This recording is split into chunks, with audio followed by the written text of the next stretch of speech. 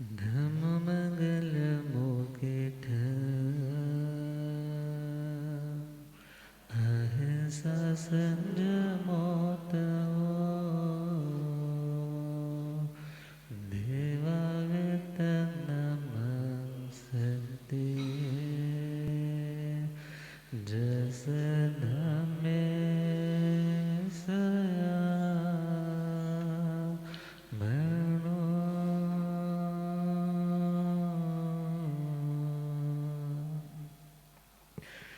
जे हाथ जोड़ गोरानो मेरे वंदना जे हाथ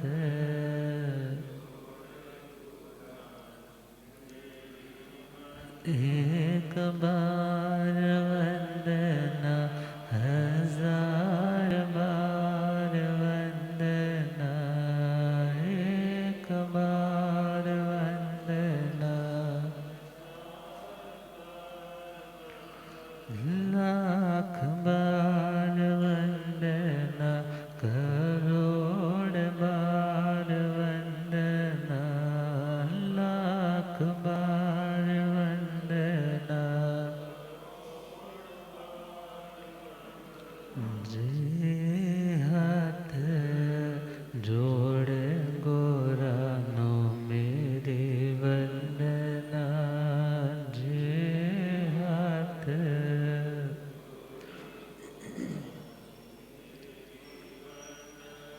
अनंत अनंत शांति के निकेतन शासनपति श्रमण भगवान महावीर स्वामी के पावन चरणा अरविंदों में हार्दिक भावना वंदन नमन।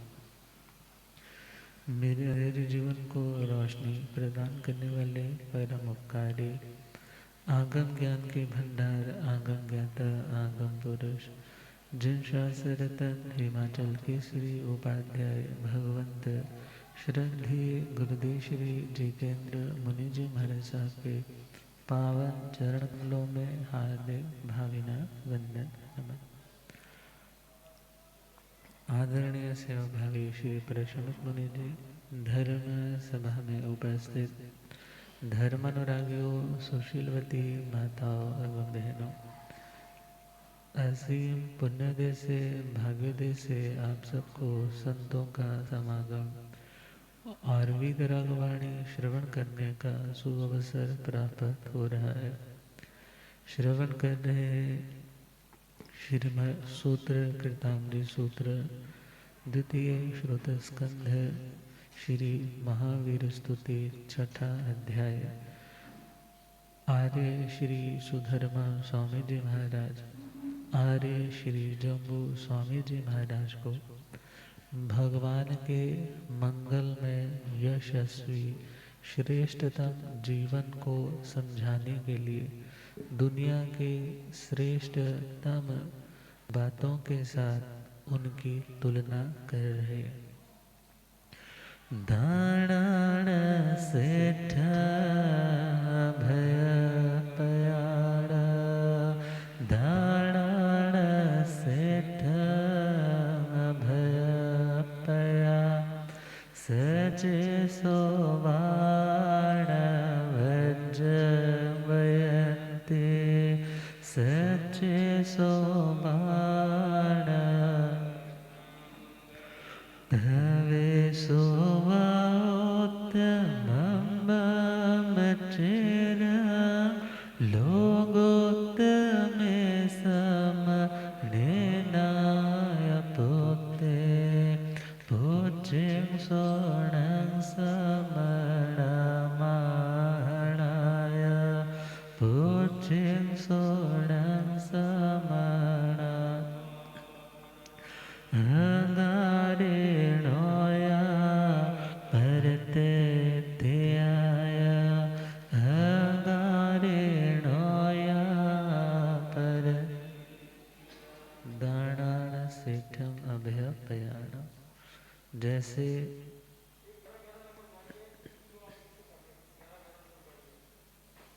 जैसे दुनिया में दान देने की भावना और दुनिया में हेल्पलेस लोगों की आवश्यकता दुनिया में हमेशा बनी रहती। हाँ, अकर्म भूमियों की बात करें तो वहाँ पर किसी को याचना करने की आवश्यकता नहीं, ना वहाँ कोई दान देता है और ना वहाँ कोई दान लेता है। मगर कर्म भूमि है, कर्म करते करते कभी कभी पुण्य का पासा पलटकर पाप का उदय आ जाता है। और जब पाप का उदय आता है तो वस्तु का अभाव होने लग जाता है। जिसका पुण्य का योग दृढ़ है उस व्यक्ति के पास इन एबंडेंस बहुत से लग्जरी के सुख के साधन मौजूद होते हैं। और वो व्यक्ति सोचता है मैंने जब इन्हीं लोगों से कमाया, एक इंसानियत के नाते भी मुझे कंट्रीब्यूट करना चाहिए। इवन पानी यदि बहता रहे तो वो फ्रेश रहता है। इसी प्रकार पैसे की रोटेशन अच्छी चलती रहे तो पैसा भी फ्रेश रहता है। और एक जगह पे वो स्टेगनेंट हो जाए, रुक जाए, तो नीतिकारों ने लिखा है दानो भोगो नाशश्च तिसरो गत्यो भवन्ति वित्तस्य यो न ददाति न भुंक्ते तस्य तृतीया गतिर्भवति। गति का मतलब अवस्था, स्टेट, जैसे पानी के लिक्विड, सॉलिड, गैशियस, ये स्टेट्स होती। इसी प्रकार पैसे के भी 3 स्टेजेस बताई। पहला है मिले हुए पैसे का दान करो। मिले हुए पैसे का, मिले हुए पैसा या पैसे से जिन साधनों को खरीदा जाता है उन साधनों को शेयर करो। पहला पॉइंट, क्या सोच करके लोग शेयर करते हैं? जैसे फॉरेन में, विदेश में जाना है, आप यदि भारतीय हैं, इंडियन है, तो आपकी इंडियन करेंसी अमेरिका में चलने वाली नहीं है। तो व्यक्ति या तो यहीं से या एयरपोर्ट पे पहुंच करके अपनी करेंसी को क्या करवा लेते हैं, चेंज करवाते। इसी प्रकार आज तो हमारे पास जो पैसा है, जो रकम है, जो प्रॉपर्टी है, ये पैसा आगे तो जाने वाला नहीं है। मगर हाँ, यदि हम चाहते हैं परलोक में, विदेश यात्रा में, दूसरे भव में ये पैसा भी हमारा सहयोगी बन सके, तो उसकी करेंसी चेंज करवाने का नाम है दान देना। क्या देना? यदि आप उसे किसी न किसी आवश्यकता जिसे है उसे डोनेट कर रहे हो, दे रहे हो, तो मानो कि आप अपनी करेंसी को चेंज करवा रहे। और जब वो मुद्रा परिणत हो जाएगी, बदल जाएगी, तो जब व्यक्ति जन्म लेता है तो खाली हाथ ही होता है। बोलने को बोल देते हैं, मुट्ठी बांध कर आता है और हाथ पसार करके चला जाता है। मगर एक व्यक्ति के आने से घर में खुशियाँ आ जाती, और एक व्यक्ति के जन्म लेते ही घर में, व्यापार में घाटे पड़ने लग जाते हैं। इट मीन्स वो अपने हाथों में तो कुछ नहीं, मगर आत्मा के असंख्यात प्रदेशों में जो कार्मिक शरीर है, जो कार्बन शरीर है, उसके माध्यम से जो पुण्य की संपत्ति लेकर के आया है, उसके कारण तो मुरझाया हुआ जो व्यापार है वो भी फ्लोरिश होने लग जाता है। और जो व्यक्ति पूर्व जन्म के नेगेटिव अकाउंट वाले पाप कर्म ही लेकर के गया है, और उस परिवार ने भी अपने पाप कर्मों का भुगतान करना है, और ऐसा संयोग बनता है कि उस घर में गर्म में आया नहीं और घाटे पे घाटे शुरू हुए। तो व्यक्ति दान इसलिए भी देता है कि मेरा परलोक सुधर जाए। तो कहा पहला पॉइंट तो है धन की स्थिति का, उसे दान में लगा दिया जाए। और दूसरा पॉइंट है उसका उपभोग कर लिया जाए। क्योंकि यदि आपके पास है और आपको आवश्यकता भी है किसी चीज की, मगर आप उसे अपने ऊपर भी प्रयोग में नहीं ला रहे, तो ऐसे व्यक्ति को दुनिया में कंजूस बोला जाता है। क्या बोला जाता है? और कंजूस व्यक्ति ना तो किसी को देता है और ना स्वयं अपने ऊपर उस पैसे का उपयोग करता है। मीन्स ना खाए और ना किसी को खाने दे। कहते हैं कृपण दान देवे नहीं, कबहु न यश को ले, जैसे अड़वा खेत का खाए न खावन दे। अड़वा का मतलब जैसे खेतों में आप लोगों ने बहुत बार देखा होगा कि एक लकड़ी के सहारे एक मटका सा बांधा होता है, आंखें बनाई होती है, कपड़े पहनाए होते हैं। किसके लिए? कि पक्षी यदि आए तो वो डर करके भाग जाए। और कंजूस व्यक्ति को भी उसी अड़वे की उपमा दी है कि जैसे वो खेत में खड़ा है, ना तो वो खुद खा सकता है जो मिला है, और जो आता है उसको भी डरा करके भगा देता है।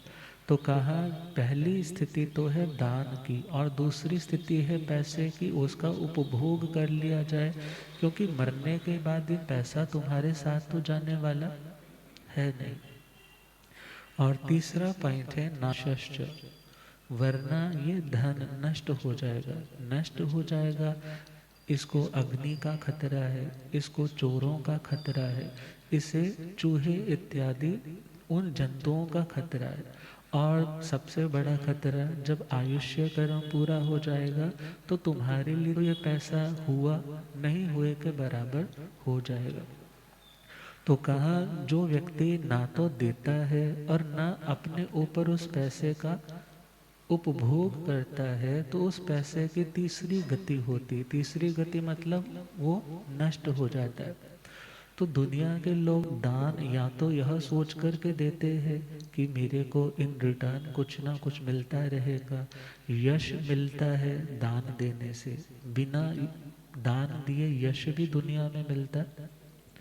कहते हैं एक बार एक व्यक्ति रेगुलर कथा में आता था और उसने देखा कि स्थानक का कोई काम चल रहा है, कोई लेंटर पड़ने वाला है। तो उस व्यक्ति ने भी एक दिन कह दिया कि मेरी ओर से भी 1 लाख रुपया लिख लीजिए, मैं आपको सुबह दे दूँ। और वो हमेशा आता था और लास्ट वाली कुर्सी पे बैठ जाता था या लास्ट दरी पर बैठ जाता था।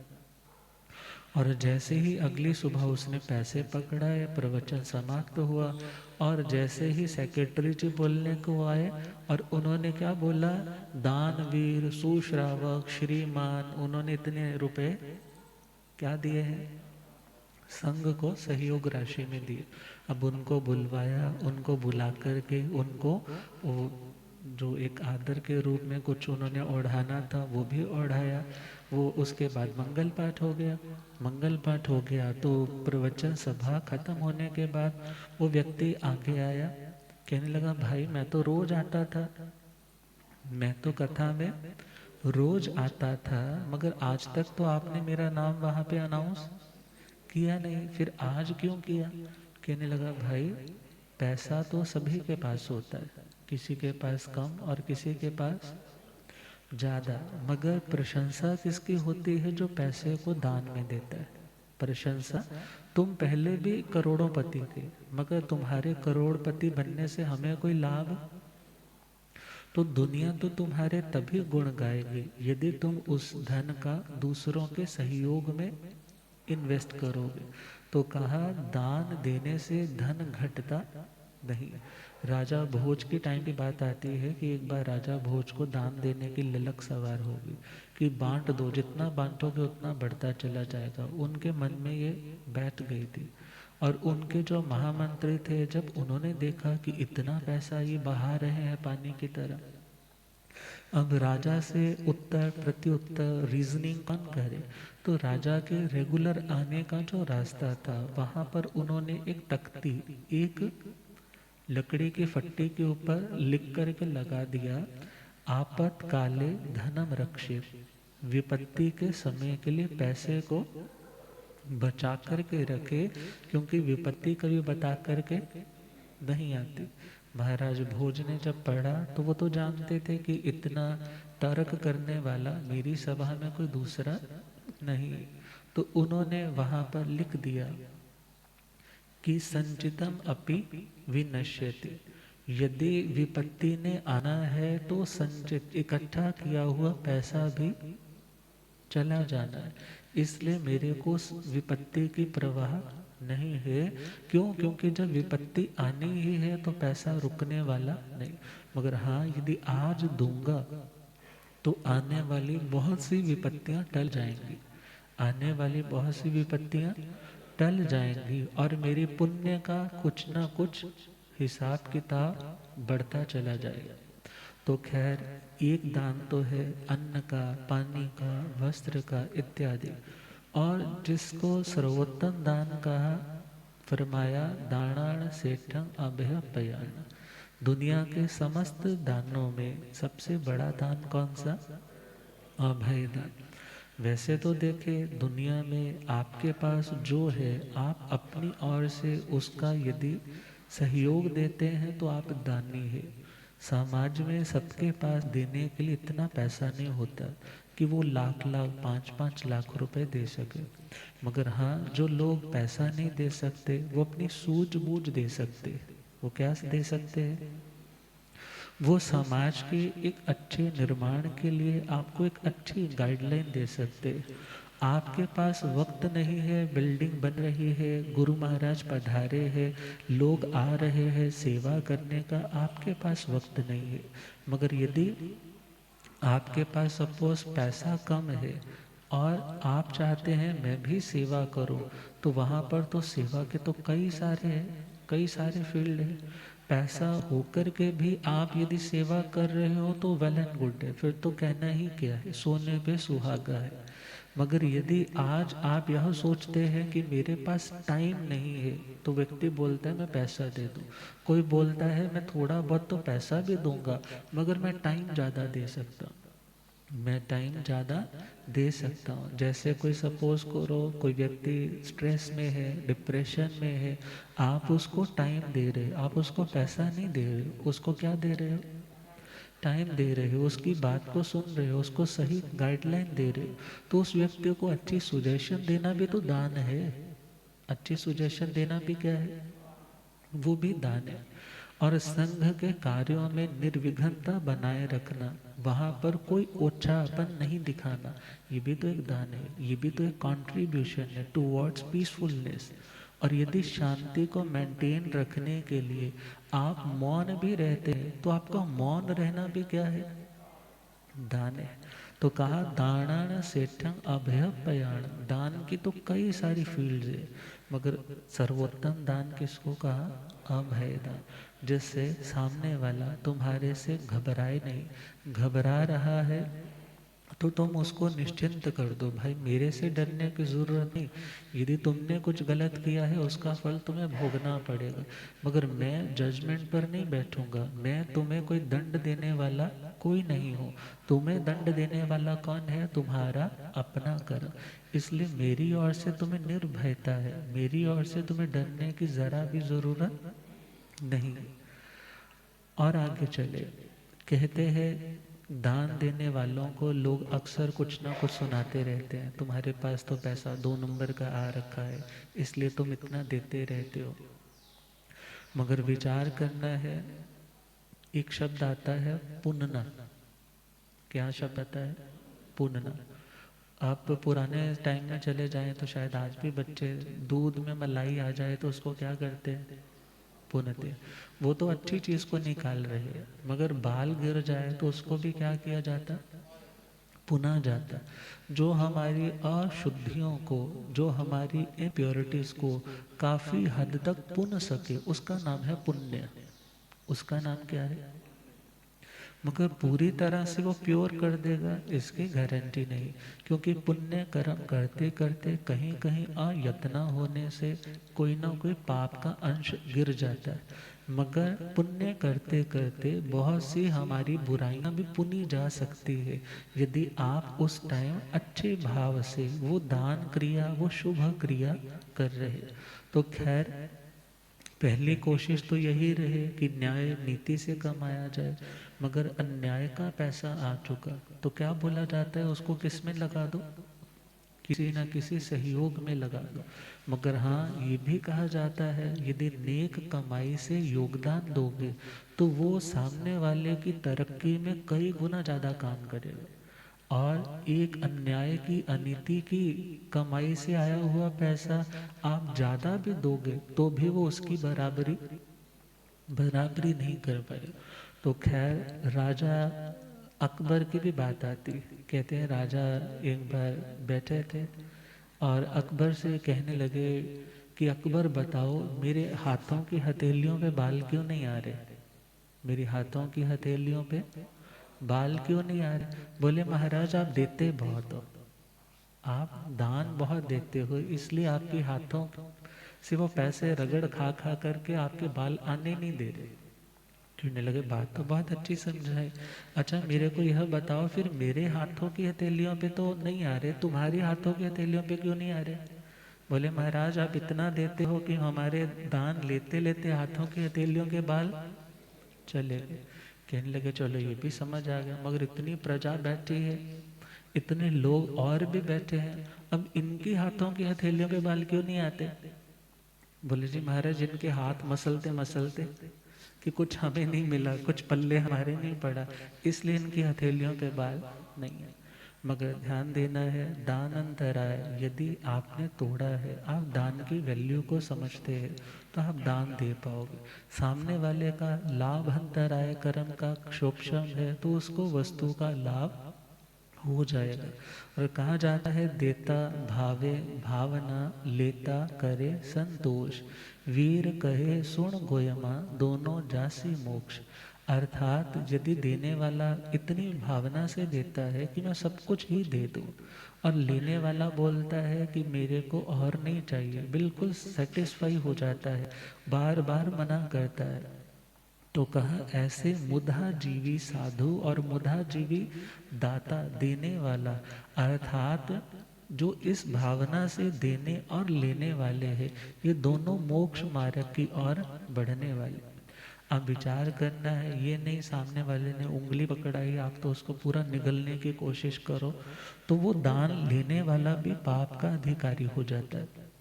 और जो व्यक्ति आज उसे ज़रूरत पड़ी है मगर सोचता है कब वो दिन आए जब मैं अपने इस कर्जे से, ऋण से ऋण हो पाऊँ, अर्थात जो व्यक्ति दान देना और दान लेना इन दोनों तरह की साधनाओं को निर्दोष रखता है, वो व्यक्ति दान लेता हुआ भी कर्म काट लेता है, और जो दान देते टाइम भी भावना से दान दे रहा है, वो व्यक्ति अपने परिग्रह परिमाण व्रत को भी शुद्ध कर लेता है। कौन सा व्रत? परिग्रह। परिग्रह का मतलब जो आपके पास इतने साधन है और उन साधनों में से जब आप किसी को कंट्रीब्यूट शेयर कर रहे हो, उसको दे रहे हो, तो आप अपनी आसक्ति को कम कर रहे हो, क्योंकि आप दे तभी पाओगे जब आपके मन में क्या आएगी, आसक्ति का अभाव आएगा। और यदि नाम की आसक्ति आ गई तो वो दान नहीं कहलाता, तो वो दान दान नहीं कहलाता, क्योंकि आपने जो भी देना है किस भावना से देना है कि मेरे पास बहुत है, मेरा परिग्रह बहुत है, मैंने इतना रखा कि मैं 5 CR से ज़्यादा अपने नाम की इन्वेस्टमेंट नहीं रखूंगा, मगर 5 करोड़ से भी ज़्यादा हो रहा है, अब उसको कहाँ लगाना, बोलो, दान में, सहयोग में, सहधर्मी सेवा में। और वो व्यक्ति ये सोचता है मैंने तो इसको भी कम करना है, परिग्रह को बढ़ाने में आत्मा का कल्याण नहीं है, बल्कि उसको सीमित करने में, उसको कम करने में, अपरिग्रह वृत्ति में आने में कल्याण है। क्योंकि आसक्ति दुख का कारण है और अनासक्ति त्याग का मूल है। व्यक्ति त्यागी तभी कहलाता है जब उसमें डिटैचमेंट होती, अदरवाइज वो देकर के भी उस चीज से यदि अटैच्ड है, यदि बाउंड है, तो व्यक्ति दानी नहीं है, वो व्यक्ति त्यागी नहीं, और वो व्यक्ति उस त्याग के आनंद को भी आत्मा में अवतरित नहीं कर पाता। तो खैर भगवान का जिन शासन का जो मार्ग है वहाँ पर धन के माध्यम से भी दान होता है और धन के बिना भी व्यक्ति दानी बन सकता है, क्योंकि कहा जाता है धनेन किम धम्म धुरा ही गारे। 14वें अध्याय में यीशु कार्य अध्ययन में फरमाया था, क्योंकि उनके पिताजी बोलते हैं अभी तुम पैसा इतना है उसको भोगो, फिर दुनिया के भोग भोगो, दान इत्यादि करो। नमी महाराज को भी कहा था कि आप अभी अपने साम्राज्य का और विस्तार करो, फिर भरपूर दान देना, बड़े बड़े यज्ञ करवाना, फिर आप मुक्ति मार्ग पर अग्रसर हो जाना। तो उन्होंने क्या फरमाया था कि एक व्यक्ति जो 10-10 लाख गायों का दान देता है, और एक व्यक्ति जो शुद्ध हृदय से जिन धर्म का पालन करता है, तो वो व्यक्ति जो इतना दान देता है, वो व्यक्ति एक संयमी आत्मा की तुलना में, जैसे चंद्रमा की 16वीं कला है, 16वां हिस्सा है, तो 16वां हिस्सा भी उसकी बराबरी नहीं कर सकता। तो कहा सर्वश्रेष्ठ दान है अभयता का, दया का दान देना। तभी तो गुरु महाराज के पास आते हैं। तो पुराने टाइम वाले तो लोग जानते होंगे, जब वंदना करते हैं तो गुरु महाराज क्या बोलते, दया पालो, क्या करो। वो पूछने वाला कहता है महाराज दया कैसे पाले, तो 5 अणुव्रत को धारण करोगे तो दया पाली जाएगी, 4 गुणव्रत को, 3 शिक्षा व्रत को धारण करोगे तो दया पाली जाएगी। अर्थात दुनिया में कोई भी भय में नहीं रहना चाहता, इसलिए जब तुम भय के वातावरण से निकलना चाहते हो तो तुम्हें दूसरों को भयभीत नहीं करना चाहिए। कहते हैं एक जगह पे एक शेर रहता था, समझने की बात है। अब शेर है तो शेर कभी भी किसी भी जंगल के किसी भी कोने में जाकर के अटैक कर देता। तो जितने भी हाथी इत्यादि थे, जितने भी वहाँ पर नील गायें थी, जितने भी लोमड़ी इत्यादि जानवर थे, सभी इकट्ठे हो गए और सभी ने मीटिंग की। कहने लगे हम तो हमेशा डरे रहते, हमारे प्राण तो हमेशा कंठ तक लगे रहते, पता नहीं कब आकर के वो हमारे ऊपर अटैक कर दे। तो उन सब ने अपने प्रतिनिधि मंडल को नियुक्त किया और राजा के पास भेजा और शेर से सारी बात कही कि महाराज हम लोग बहुत सहमे रहते हैं, हमें पता है आपका जो भोजन है वो मांस है, मगर आप फाइनल कर दीजिए ना, आज आप इस वाली साइड पर आओगे, आज आप इस वाली साइड पे आओगे, आज आप इस वाली साइड पे आओगे, तो हम एटलीस्ट फ्री माइंड होकर के खुद को रिलैक्स रख सके। और वो प्रस्ताव पास हो गया।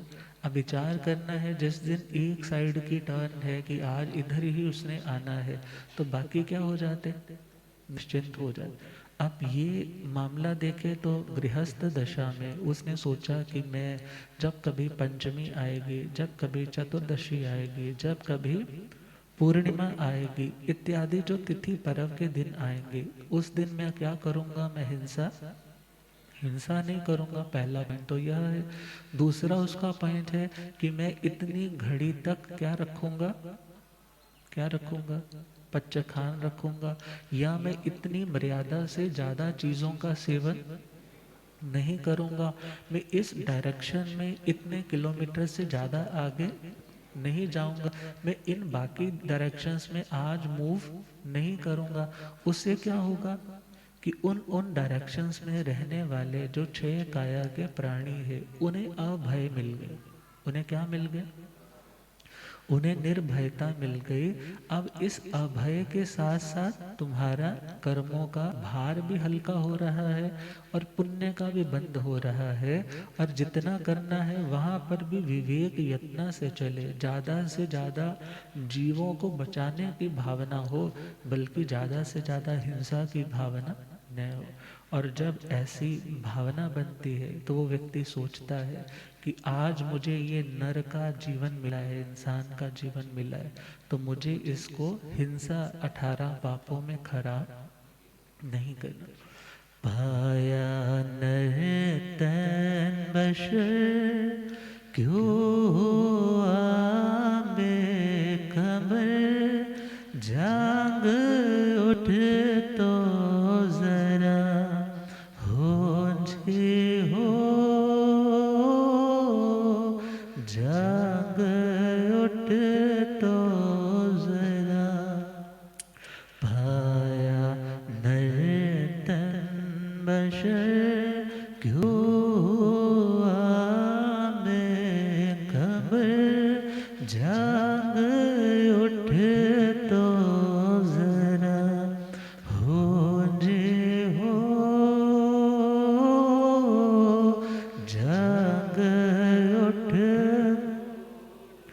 जग में आकर कभी ना किए शुभ कर्म, हाँ किए शुभ कर्म, विषय भोगों में तूने गवाया जन्म, हाँ गवाया।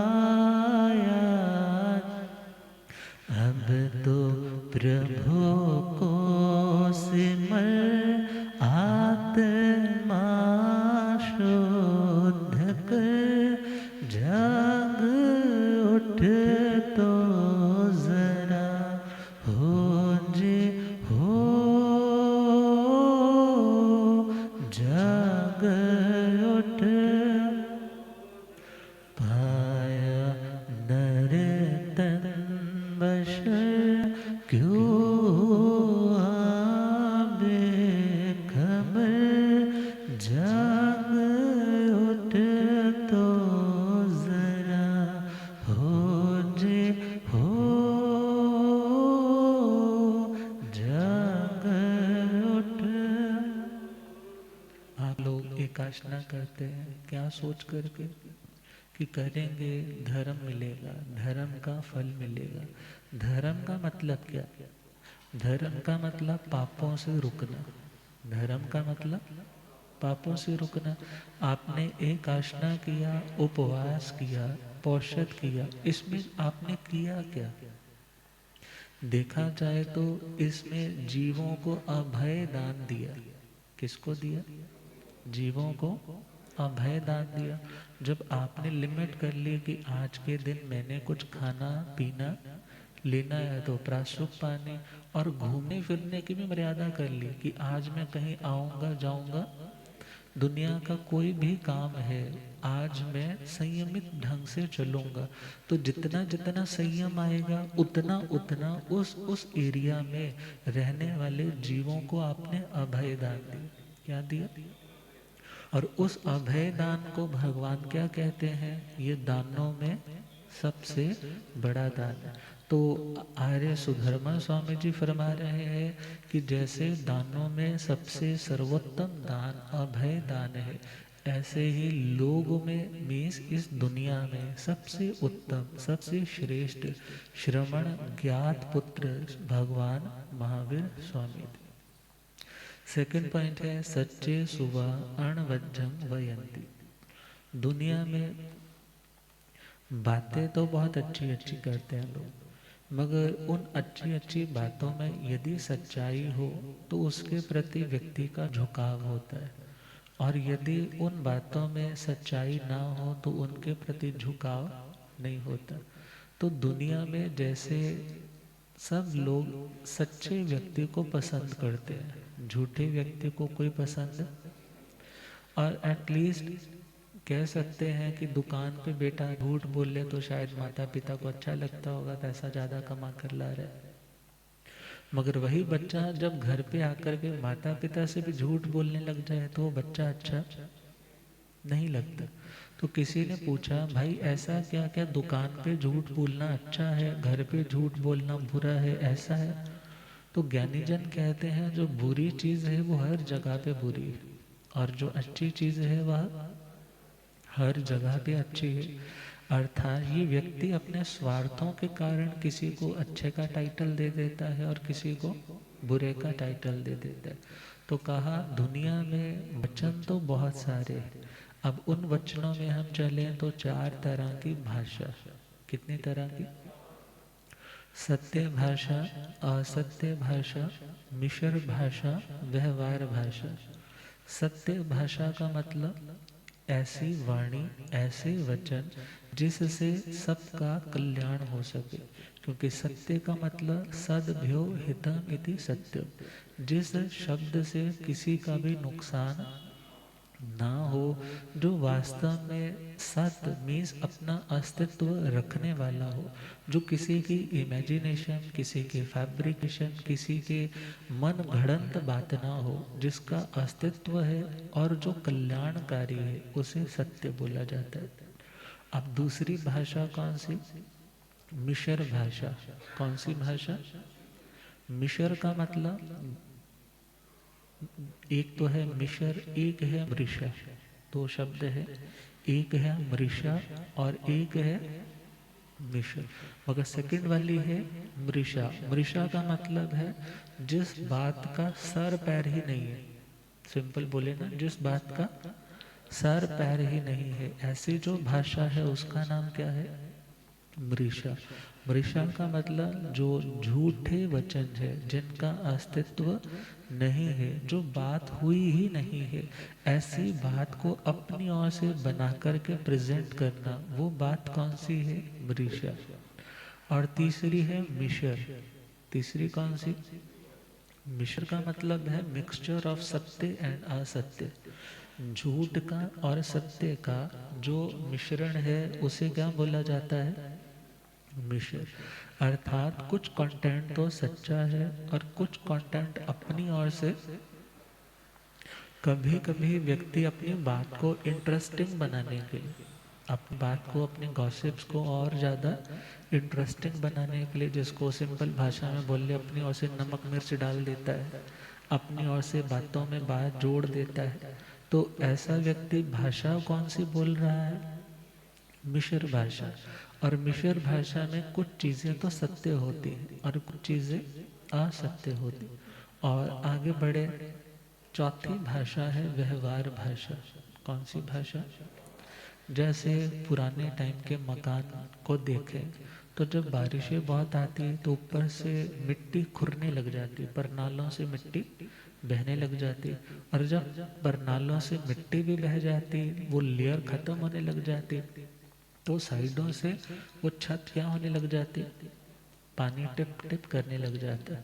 तो बोलने वाला क्या बोलता? छत चो रही है। हाँ, छत। मगर छत नहीं चो रही। कौन चो रहा है? पानी चो रहा है। मगर ये व्यवहार में, दुनिया में ये चीज़ बोली जाती, इसलिए इसके ऊपर कोई क्वेश्चन मार्क नहीं लगाता। बिकॉज इस बात को सुन करके सामने वाला समझ आता है क्या कहना चाह रहा है। कोई व्यक्ति प्यास से बहुत आकुल व्याकुल है और जैसे ही वो किसी कुएं के पास पहुंचा तो ऑलरेडी वहां पर दो चार लोग थे। उनसे पूछा, भाई कुआं चल रहा है? क्या पूछा? कुआं चल रहा है? यदि वो कह देता, भाई यदि चलता होता तो आज यहाँ पे कहाँ होता, कहीं और पहुंचा होता। मगर वो भी अंडरस्टैंड करता है चलने का मतलब क्या, यहाँ पानी का फ्लो है या नहीं है। और आगे बढ़े, सड़क पर आप चल रहे हो और आपने पूछा कि भाई ये सड़क कहाँ जाती है? अब सड़क तो कहाँ पर है? वो तो अजीब तत्व में है, वो तो जड़ है। मगर समझने वाला भी समझता है कि ये क्या पूछ रहा है, तो उसको बता देता है ये सड़क सीधी कहाँ जा रही है? दिल्ली को जा रही। अब ये शब्द कौन से है? व्यवहार भाषा। कौन सी भाषा? अब व्यवहार भाषा को और दृष्टांत लोग कह देते हैं, जैसी परमात्मा की इच्छा होगी। क्या बोल देते हैं? एक लॉजिक को समझने वाला श्रावक साधु भी बोल देता है कि जैसे भगवान ने चाहा वैसा तुम्हें मिल जाएगा। हाँ, भगवान की अब इच्छा है, क्या देना है, मगर विचार करना है। भगवान तो किसी को देते और किसी से कुछ लेते, मगर फिर भी दुनिया में इस भाषा का व्यवहार होता है। इस भाषा का, इस लैंग्वेज का इस तरीके से बोला जाता है। इसलिए इस भाषा को क्या बोलते हैं? व्यवहार भाषा। जो तीर्थंकर भगवान होते हैं वो चार तरह की भाषा में से सिर्फ दो तरह की भाषा बोलते हैं। पहली सत्य भाषा और लास्ट वाली व्यवहार भाषा। वो किसी भी बात को मिक्स करके, झूठ और सच को मिक्स करके ऐसे नहीं बोलते, और ना ही वो बिल्कुल झूठ बोलते। गुरुदेव पधारे। हो रब मेरा सतगुरु बन के आया, मैनो ले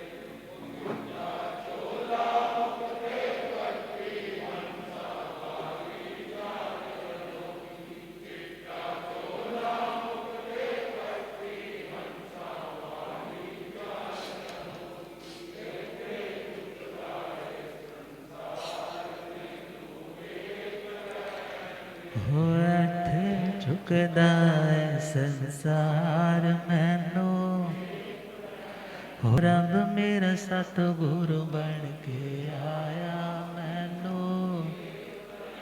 हो मैनू वेख लैण दे के मत्था टेक लैण दे, ओ मैनू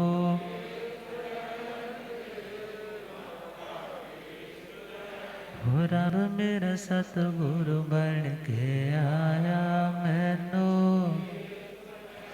भूलिया गम ज्ञाता आगम पुरजन शास्त्र खंड हिमाचल केसरी उपाध्याय भगवंत श्रद्धे गुरुदेव श्री जितेंद्र मुनि जी। तो कहा 4 तरह की भाषाओं में तीर्थंकर भगवान स्वयं 2 तरह की भाषा बोलते हैं, सत्य भाषा या व्यवहार भाषा। और साधकों को भी यही संदेश है कि 2 तरह के ही भाषा बोले, या सत्य बोले और या व्यवहार बोले। तो प्रश्न आ जाता है, यदि किसी को एक आँख से दिखाई नहीं देता, क्या उसको फिर काना कह सकते हैं? क्या यदि कोई व्यक्ति दवाइयों से घिरा रहता है, हमेशा दवाई दवाई, कभी हॉस्पिटल में जा रहा है, कभी आ रहा है, तो ऐसे व्यक्तियों को क्या रोगी रोगी कह सकते हैं? यदि कोई व्यक्ति सपोज फिजिकल एबिलिटी से कमज़ोर है, क्या उसको नपुंसक बोल सकते हैं? क्या कोई व्यक्ति यदि ठग है, चोरी करता है, तो उसको जलील करने के लिए या सच्चा शब्द है, क्या उसको चोर कह सकते हैं? तो भगवान तो 10वें कालिक सूत्र के माध्यम से फरमाया, तहे काणं काणेति पंडगं पंडगति वा वाहियं वावी रोगेति तेणं चोरेति नो वै। अर्थात भले वो व्यक्ति जैसा है, ये बात तो सत्य है, मगर ये सत्य चुभने वाला सत्य है। ये सत्य कैसा है? जो चुभने वाला, पीड़ा पहुंचाने वाला सत्य है, ऐसे सत्य को सावध्य शब्द की कैटेगरी में रखा। कौन सा शब्द? सावध्य। सावध्य इज इक्वल टू पाप। सावध्य का मतलब पापकारी शब्दों में भगवान ने उसको इंट्रोड्यूस किया, उसको रखा, क्योंकि इससे पाप का आश्रव होगा। किसका इनकमिंग होगी? पाप की इनकमिंग होगी। तो फिर व्यक्ति पूछता है कैसे बोला जाए? तो भगवान ने बोला निर्वध्य शब्द बोलो। कैसे शब्द? खुले मुंह बोलना भी सावध्य है।